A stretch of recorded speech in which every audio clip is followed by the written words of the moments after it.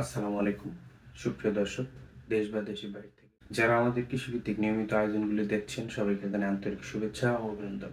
আজকে আমরা কথা বলতে চলেছি, আপনি যদি পেঁপে চাষে নতুন চাষী হয়ে থাকেন, পেঁপে চাষ সম্পর্কে আপনার কোনো ধারণা না থাকে, তাহলে আজকের এই ভিডিওটি আপনার জন্য। আজকের এই ভিডিওতে আমরা দেখাবো কিভাবে আপনি পেঁপে চাষ করে লাভবান হতে পারবেন, পেঁপে চাষ করে কিভাবে আপনি কোটিপতি হবেন, সকল বিষয়গুলো থাকছে আজকের এই ভিডিওতে।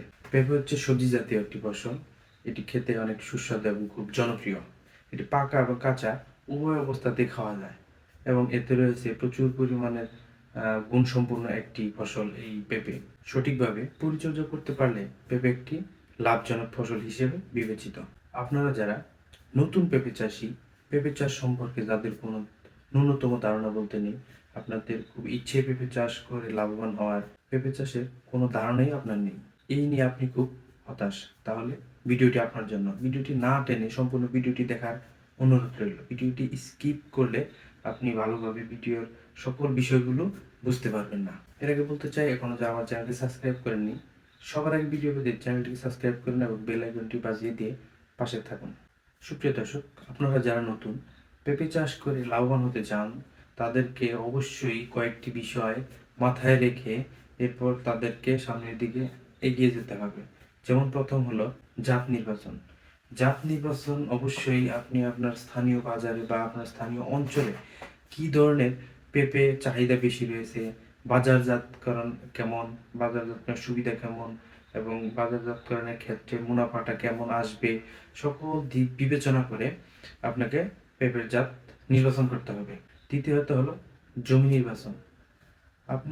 আপনাকে অবশ্যই পেঁপে চাষ করে লাভবান হতে চাইলে অবশ্যই আপনাকে জমি নির্বাচনের বিষয়টা মাথায় রাখতে হবে অনেক বেশি। কারণ আপনি যদি সঠিক জমি নির্বাচন না করতে পারেন, তাহলে অবশ্যই আপনি পেঁপে চাষে লাভবান হতে পারবেন না। সেই ক্ষেত্রে পেঁপে চাষের জন্য সেই ক্ষেত্রে আপনাকে জমিটা নির্বাচন করতে হবে এমন জমি, যে জমিতে কখনো পানি বাজে না এবং পানি নিষ্কাশনের ব্যবস্থাটা অনেক বেশি। আহ, বৃষ্টির পানি কিংবা বন্যার পানি আসলে সেখান থেকে পানি নিষ্কাশনটা খুব দ্রুতই হয়ে যায়, বের করে দেওয়া যায়। এই সকল উঁচু জমিতে আপনি জমি পেঁপে রোপণ করতে হবে। কারণ উঁচু জমিতে যদি আপনি পেঁপে চাষ না করেন, সেখানে পানি বাজে, তাহলে পেঁপে গাছের গোড়া পচন ধরে যাবে, গাছ মারা যাবে, সেই ক্ষেত্রে আপনি লস খাবেন। তৃতীয়ত হলো জমি প্রস্তুত।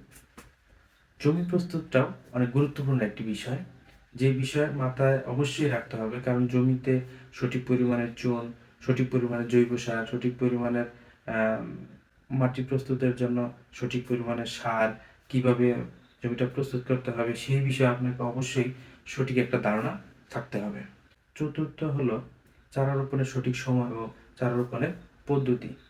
আপনি সঠিক সময় যদি চারা রোপণটা না করতে পারেন, তাহলে অবশ্যই আপনি লাভবান হতে পারবেন না। কারণ আপনার অঞ্চলে কোন সময় পেঁপের চাহিদাটা বেশি থাকে, সেই দিক খেয়াল করে, বাজারের দিকটা খেয়াল করে, মূল্যর দিকটা, পেঁপের দামের দিকটা খেয়াল করে আপনাকে পেঁপে চাষ করতে হবে অবশ্যই। চারা রোপণের ক্ষেত্রেও আপনাকে অনেক নিয়ম মেনে চারা রোপণ করতে হবে। সঠিকভাবে চারা রোপণ করলে সেই ক্ষেত্রে আপনার অনেক চারা নষ্ট হওয়া থেকে আপনি বেঁচে যেতে পারবেন। 5 নাম্বার হলো পেঁপে চারা রোপণের পর পানির ব্যবস্থাপনা। পেঁপে চাষ করতে হলে অবশ্যই আপনি যে জমিতে পেঁপে চাষ করবেন, সেই জমিতে অবশ্যই পানির ব্যবস্থাপনা থাকতে হবে। কারণ পানি, অবশ্যই পানি আপনাকে সপ্তাহে 1 থেকে 2 বার আপনাকে পেঁপে গাছে পানি দেওয়া লাগতে পারে। পেঁপে গাছ যেমন অতিরিক্ত পানি সহ্য করতে পারে না, তেমনি কম পানিতে পেঁপে গাছ হয় না। সেই ক্ষেত্রে আপনাকে পানির ব্যবস্থাটা অতি গুরুত্বপূর্ণ একটি বিষয়। 6 নম্বর হলো সার ও কীটনাশক ব্যবস্থাপনা। আপনি সার ও কীটনাশক ব্যবস্থাপনা সম্পর্কে যদি আপনার আইডিয়া না থাকে, তাহলে কখন আপনি সার দিবেন, কখন আপনি বীজ দিবেন, কতদিন পর পর সার দিতে হবে, কতদিন পর পর বীজ দিতে হবে এবং পোকামাকড় আক্রমণ, কোন প্রকার আক্রমণ হয়েছে, এখন কি বীজ দিবেন, এই বিষয়ে যদি আপনার ধারণা না থাকে, তাহলে আপনি লাভবান হতে পারবেন না। 7 নম্বর হলো চারা রোপণের শুরু থেকে নিয়ে শেষ পর্যন্ত সঠিক পরিচর্যা। অবশ্যই আপনাকে উপরে সবগুলো ধাপ সঠিকভাবে জানতে হবে।